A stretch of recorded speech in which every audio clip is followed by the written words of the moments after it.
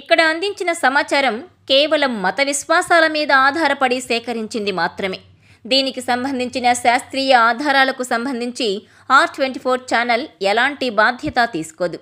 ఈ సమాచారాన్ని పరిగణలోకి తీసుకునే ముందు పండితులను సంప్రదించి పూర్తి వివరాలు తెలుసుకోగలరు. పై సమాచారాన్ని R24 ఛానల్ ధృవీకరించడం లేదు.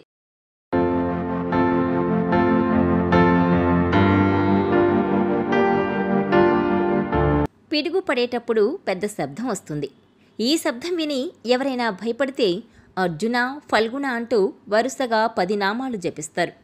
పిడుగులకు అర్జునుని జపించడానికి ఏంటి సంబంధం? పిడుగులు పడినప్పుడు అర్జున, ఫాల్గుణ అని ఎందుకంటారు? Watch this R24 special.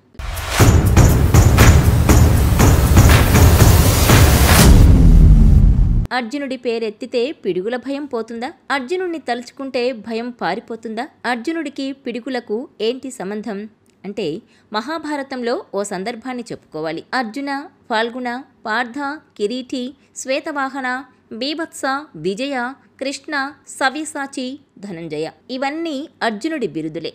ఇవి పిడుగు పడినప్పుడే కాదు, భయాందోళనలు కలిగినప్పుడు కూడా జపించవచ్చు. మహాభారతంలో దీని వెనుక ఒక చిన్న కథ ఉంది. పాండవులు అరణ్యవాసం పూర్తయిన తర్వాత అజ్ఞాతవాసంలో భాగంగా విరాటరాజు కొలువులో ఉంటారు. ఒక్కొక్కరు ఒక్కో పని చేసుకుంటూ అజ్ఞాతవాసాన్ని గడుపుతుంటారు. విరాటుడి కొలువులో అర్జునుడు విరాట మహారాజు కూతురికి నాట్య శిక్షకుడిగా వ్యవహరిస్తూ తన పేరును బృహన్నలుగా చెప్పుకుంటాడు. పాండవులు అక్కడ ఉన్నారని తెలుసుకుని వారి అజ్ఞాతవాసాన్ని భగ్నం చేయడానికి విరాటరాజు రాజ్యంపై దండయాత్ర చేస్తారు. అప్పుడు ఉత్తర కుమారుడు యుద్ధానికి బయలుదేరగా బృహన్నల వేషంలో ఉన్న అర్జునుడు రథసారథిగా వ్యవహరిస్తాడు. అయితే కౌరవ సైన్యం లక్షల్లో ఉండడంతో వారి భారీ సైన్యాన్ని చూసి పరుగులు తీస్తాడు రాజకుమారుడు ఉత్తరుడు. అప్పుడు ఉత్తరుడికి ధైర్యం చెప్పిన అర్జునుడు తన అసలు పేరు చెప్పి శమీవృక్షంపై దాచిన ఆయుధాలను తీసుకురమ్మని చెప్తాడు. అప్పటికే పూర్తిగా భయంతో వణికిపోతున్న రాజకుమారుడు అర్జునుడి మాటను నమ్మడు. నువ్వు నిజంగానే అర్జునుడివి అయితే నీకున్న ఎన్నో నామాల్లో కొన్ని నామాలకు అర్థాలు చెప్పమంటాడు. అర్జునుడికి కిరీటి, సవ్యసాచి, ఫాల్గుణ, పార్థ, విజయుడు ఇలా ఎన్నో నామాలున్నాయి. ఒకదాని తర్వాత ఒకటి అర్జునుడు తన నామాల వెనుక ఉన్న పరమార్థాన్ని చెబుతూ ఉంటాడు.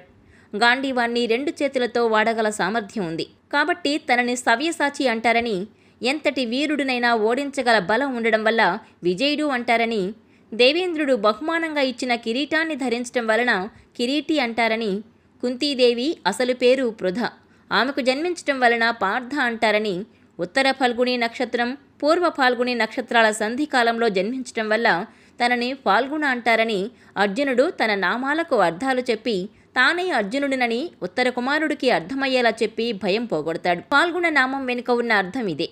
ఆ నక్షత్రాల సంధికాలంలో జన్మించటం వలన అర్జునుడు పిడుగులను అదుపు చేయగలడని, పిడుగులు పడుతున్నప్పుడు అర్జునుణ్ణి ఫాల్గుణ నామంతో మననం చేసుకుంటే ఆ ప్రభావం, ఆ భయం ఉండదని, ధైర్యం వస్తుందని చెబుతారు.